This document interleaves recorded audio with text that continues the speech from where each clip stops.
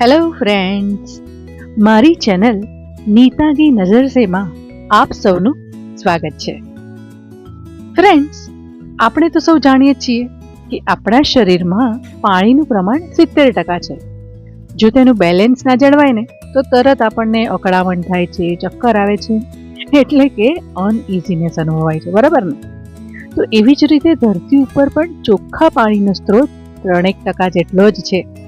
એટલે જ પાણીનું જતન કરવા અને તેની બચત કરવા માટે જાગૃતિ લાવવા માટે દર વર્ષે 22મી માર્ચે ઉજવાય છે વિશ્વ જળ દિવસ. 1992માં સંયુક્ત રાષ્ટ્ર દ્વારા બ્રાઝિલના રિયો ડી જાનેરોમાં પર્યાવરણ અને વિકાસના મુદ્દા પર એક પરિષદનું આયોજન કરવામાં આવ્યું અને એ જ સમયે વિશ્વ જળ દિવસની ઉજવણી કરવાની પહેલ પણ થઈ. ત્યાર પછી 1993માં પહેલી જ વાર વિશ્વ જળ દિવસની ઉજવણી કરવામાં આવી અને ત્યારથી દર વર્ષે 22મી માર્ચે આ દિવસની ઉજવણી કરાય છે. કહે છે ને દોસ્તો કે જળ છે તો જીવન છે. પણ ફ્રેન્ડ્સ, શું તમને ખબર છે કે આ જળ, આ પાણીના કેટલા બધા જુદા જુદા નામ છે? નામની સાથે તેના અર્થ પણ જુદા જુદા છે. અંગ્રેજીમાં એક જ શબ્દ છે વોટર, પણ સંસ્કૃતમાં તેને વિવિધ નામો આપવામાં આવ્યા છે. સંસ્કૃતમાં પાણીનો સૌથી પ્રચલિત શબ્દ છે જલ, તો વહેતા પાણીને વારી કહે છે.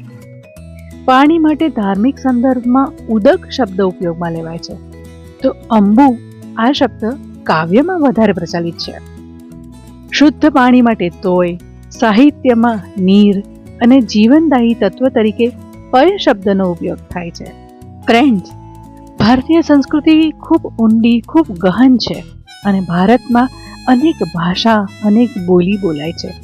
તો આ જુદા જુદી બોલીમાં પણ પાણીના અલગ અલગ નામ છે.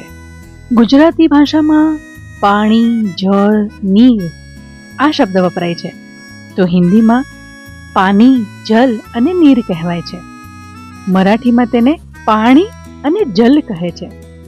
બંગાળીમાં જલ અને પાણી, તમિલમાં તન્નીર, તેલુગુ અને કન્નડમાં નીરુ, મલયાલમમાં વેલ્લમ, પંજાબી અને ઓડિયા ભાષામાં પાણી અને આસામી ભાષામાં પાની કહેવાય છે.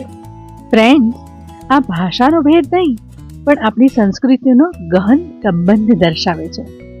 ભારતમાં પાણી માત્ર એક ભૌતિક તત્વ નથી, એ આધ્યાત્મિકતા, લાગણી અને જીવનનો અભિન્ન ભાગ છે.